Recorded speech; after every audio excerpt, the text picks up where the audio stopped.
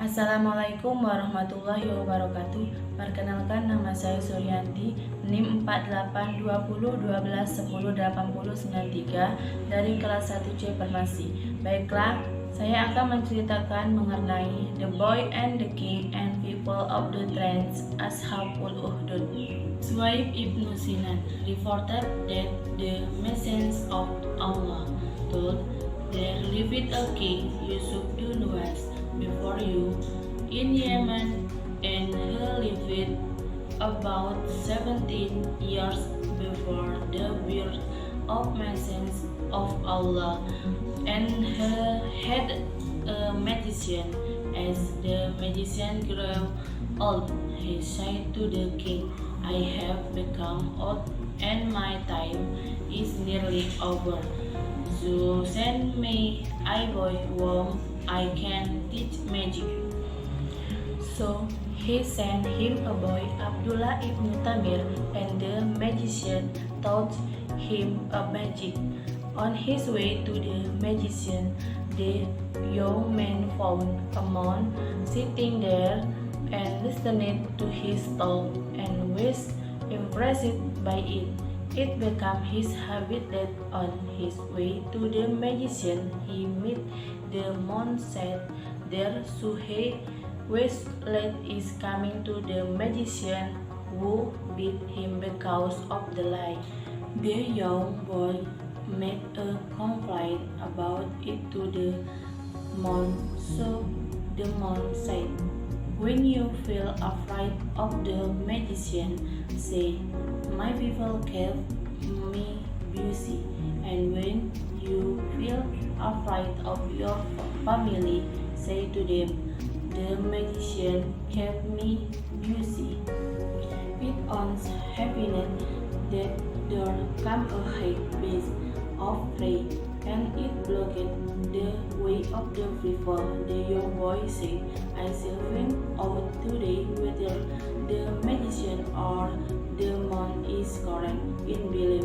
He picked up a stone and said, "O Allah, if the teaching of the monk are dearer to you than the teaching of the magician, bring that to this animal so that the people will be able to move about freely." He dared that stone toward it and killed it. And the people began to move about and they fed freely. The young man then came to the monk and informed him. The monk said, "My son, today you are superior to me. Your affairs have reached a stage where I find that you will soon be put to the test, and in that case don't reveal my identity." The young man began to treat the blind and the suffering from leprosy and began to cure people of all kinds of illness. There was a counter of the king who had become blind, and he heard about the boy. He came and brought a number of gifts for the boy and said, "If you carve me all these things collected together, will we be yours?" He said, "I myself do not carve anyone. It is Allah who carves. If you are find in Allah, I shall also supplicate Allah to carry you." He affirmed his faith in Allah, and Allah carried him. He came to the king and sat by his side as he used to sit before. The king said to him, "Who restored your eyesight?" He said, "My lord." The king then asked, "I did." The courtier said, "No, my lord and your lord Allah." The king said, "Do you have another lord beside me?" He said, "Yes, your Lord and my Lord is Allah." Whereupon the king took hold of him and shielded him until he revealed the identity of boy. The young man was thus summoned, and the king said to him, "O boy, it has been conveyed to me that you have me so talented in your magic that you cure the blind and the suffering from leprosy, and you do such and such things." Thereupon he said, "I do not cure anyone. It is Allah who cures." The king took hold of him and began to torture him. So revealed the identity of the man. The man was this Semite, and it was said to him, "Turn back from your religions." He, however, refused to do so. King ordered a saw to be bright, and it was placed in the middle of his head, and it fell apart. Then the courtyard of the king was break, and it was said to him, "Turn back from your religions," but he refused to do so. Then the same was done with him as well. The young boy was bright, and it was said to him, "Turn back from your religions." He refused to do, and he was handed over to a group of his courtiers. He sent to take him to set and set mountain, make him climb the mountain, and when you reach its top, ask him to give up. He fights, but if he refuses to do so, throw him down the mountain. So they took him and made him climb the mountain. The boys prayed, "O Allah, save me from them in any way you will." The mountain began to quake, and they fell down. The boys came walking back to the king. The king said to him, "What has happened to your companion?" He said, "Allah has saved me from them." He again handed him to some of his courtiers and said, "Take him and carry him away in a small boat, and when you reach the middle of the ocean, ask him to give up his religion, throw him into the water." So they took him, and the boy prayed, "O Allah, save me from them and what they want to do." It was not long before the boat overturned, and they were drowned, but he came walking back to the king. The king said to him, "What has happened to your companion?" He said, "Allah has saved me from them." He also said to the king, "You cannot kill me until I tell you how to do." He asked, "What is day?" The boy said, "You shall gather people on a plain and hang me by the trunk of a tree.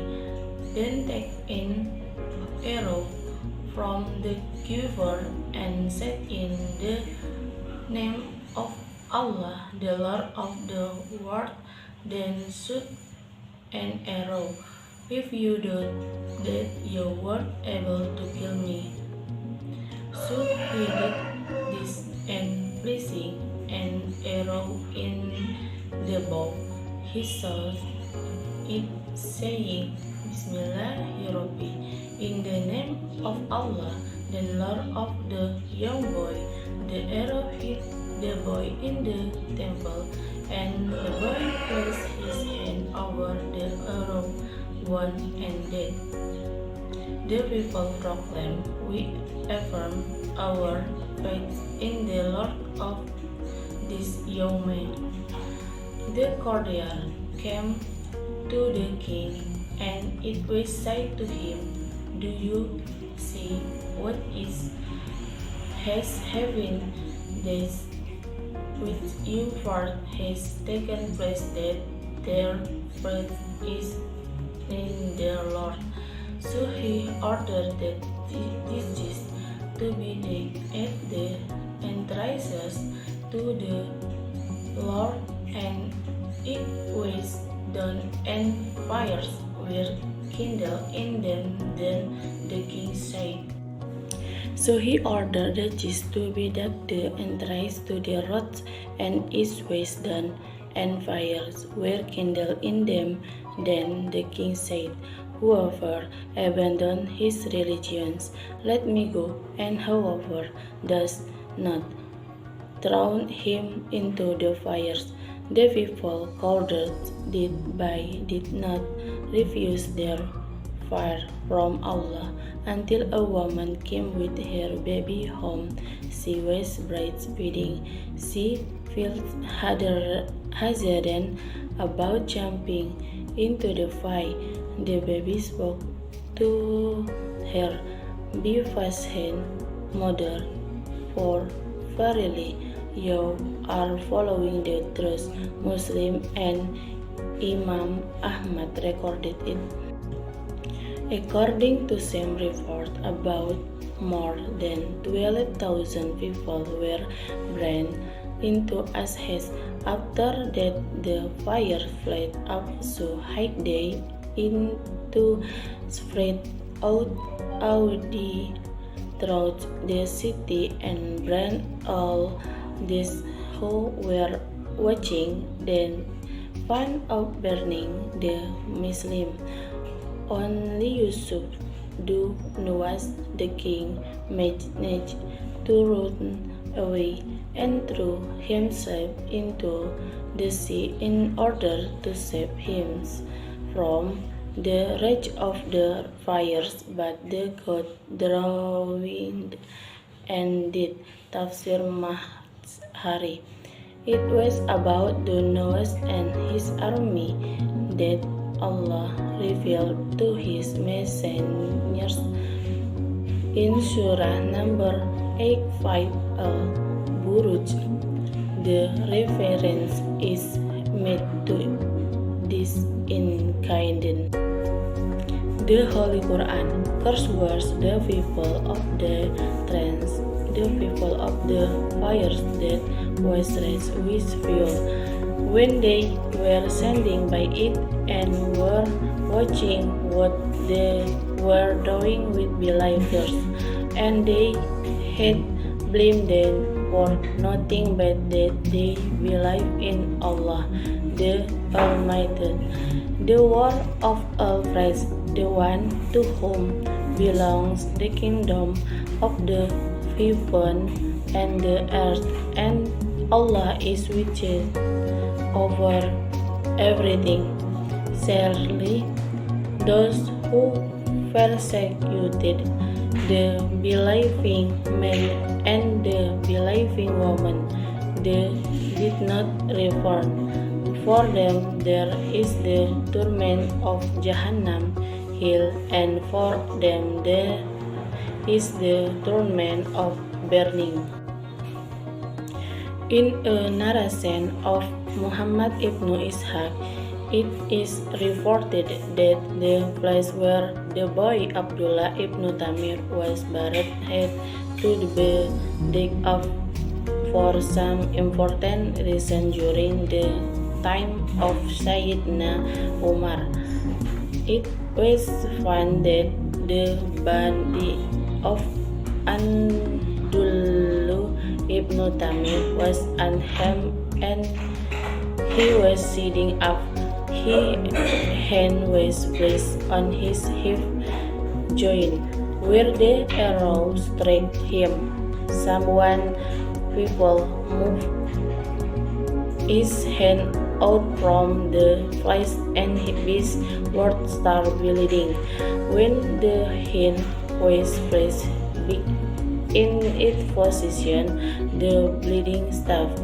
There was a ring in his finger which had the inscription, Allahu Rabbi, Allah is my Lord. The governor of Yemen informed Sayyidina Umar about this, and he wrote back in reply, cover the body big as it was with his finger rings. Tafsir Ibnu Kathir.